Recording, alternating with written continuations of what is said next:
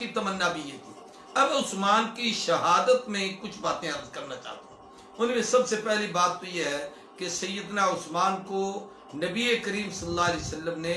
اپنے فیض زبان، فیض ترجمان درفشان سے اللہ کے اس آخری محبوب اور آخری نبی نے خود ارشاد فرمایا تھا کہ عثمان تو جنتی ہے۔ جس وقت حضور اکرم صلی اللہ علیہ وسلم، حضرت ابوبکر، حضرت عمر اور حضرت عثمان احد پہاڑ پر کھڑے تھے اور پہاڑ ہلا اور اس پر آپ نے اپنا پاؤں مار کر فرمایا اس پر ان علیک نبی و صدیق و شہیدان، تجھ پہ ایک نبی ہے، ایک صدیق ہے، دو شہید ہیں۔ تو حضرت عمر اور عثمان کہا کرتے تھے کہ آقا کی زبان سے جب یہ جملے نکلے ہمیں یقین ہو گیا کہ نبی تو آقا ہے، صدیق ابو بکر ہیں، میں بھی شہید ہوں گا، عثمان بھی شہید ہوں گے۔ پہلی بات یہ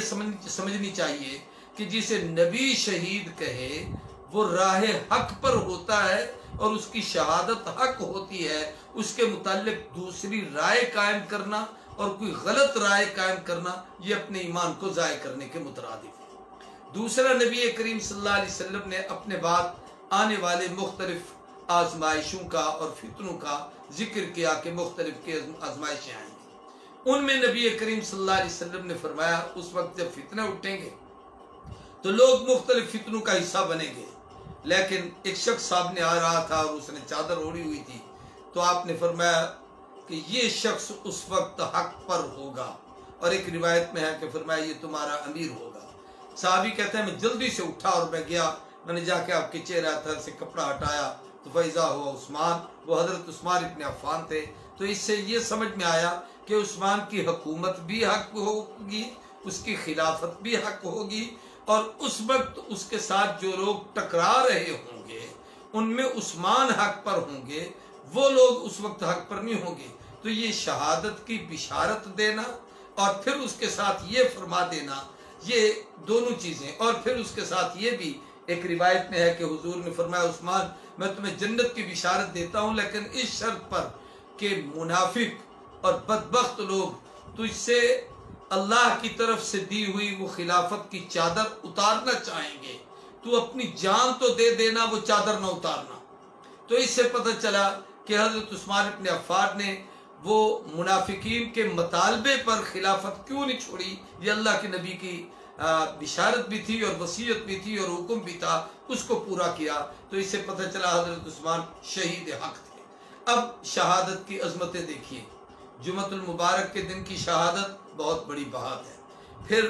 روزے کے ساتھ شہادت یہ بھی بڑی عظمت کی چیز ہے، قرآن پاک کی تلاوت کرتے ہوئے شہادت یہ بھی بڑی عظمت کی چیز ہے، نماز کے ساتھ شہادت یہ بھی بڑی عظمت کی شے ہے، پھر مدینۃ الرسول میں شہادت پھر یہ بھی بڑی عظمت کی شے ہے، پھر صبر و تحمل کے کمال والی شہادت یہ بھی بڑی عظمت کی چیز ہے، اور پھر نبی کریم صلی اللہ علیہ وسلم کے تمام ارشادات کو سامنے رکھ کر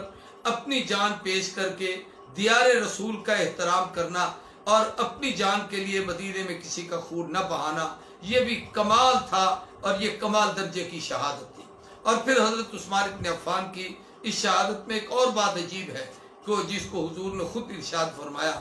کہ ہر آدمی کے ساتھ، ہر نبی کے ساتھ جنت میں اس کی امت کا ایک فرد جائے گا جو اس کا ساتھی بنے گا، لکل نبی رفیق ورفیقی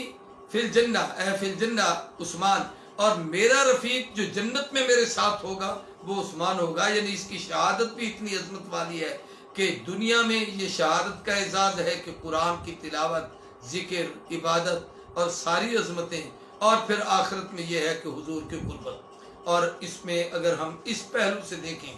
کہ جیسے امام مظلوم اور امام الشہداء سیدنا حسین رضی اللہ تعالیٰ عنہ کی شہادت میں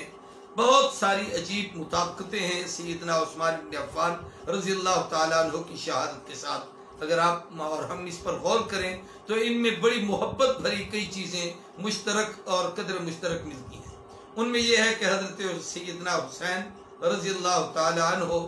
ان کو وطن سے دور کر کے کرب و بلا میں کے ریگزاروں میں لے جا کر بے سر و سامانی کے عالم میں انہیں شہید کیا گیا۔ سیدنا عثمان رضی اللہ تعالیٰ عنہ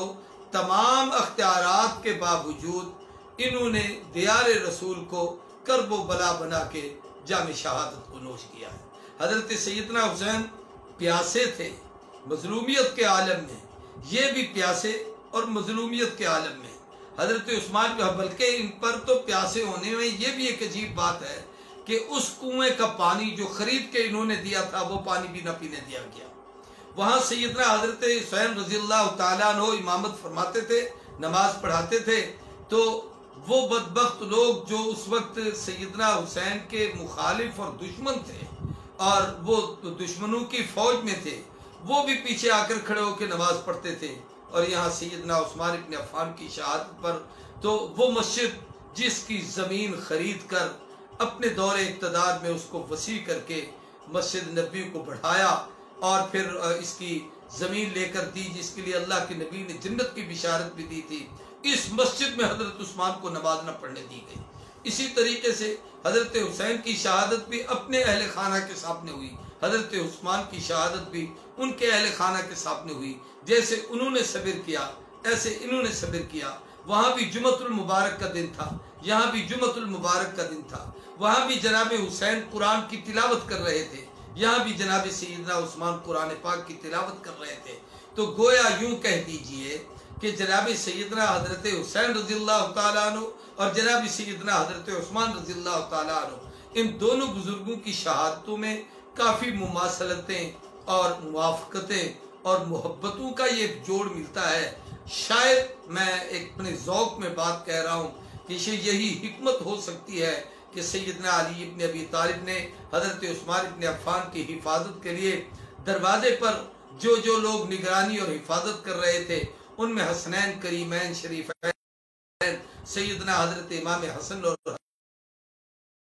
اللہ تعالیٰ عنہما تھے۔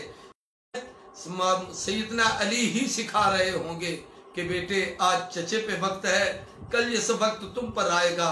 آج ان پر مظلومت ہے، کل یہ مظلومت کا دور تم نے دیکھنا ہے، آج ان کی شہادت ہے، کل یہ شہادت کے منازل آپ پر گزریں گے، آج ان کے ساتھ یہ بیت رہی ہے، اس لیے آج اس درسگاہ سے اس شہادت کی تکمیل کے سبق کو وہاں سیکھیے۔ تو پھر یوں کہا جا سکتا ہے کہ خلافت راشدہ کے علی جو مزاج ان کا تھا وہ مزاج میرا ہے، جیسے زندگی انہوں نے گزاری ویسی زندگی میں گزار رہا ہوں، جیسے انہوں نے دین حق پہ جان پیش کی ہے میں بھی اپنی جان اسی طریقے سے قربان کر رہا ہوں۔ اللہ تبارک و تعالی ہم سب کو سیدنا عثمان ابن عفان کی سیرت سمجھنے عمل کرنے کی توفیق عطا کرے۔ بآخر دعوانا الحمدللہ رب العالمین۔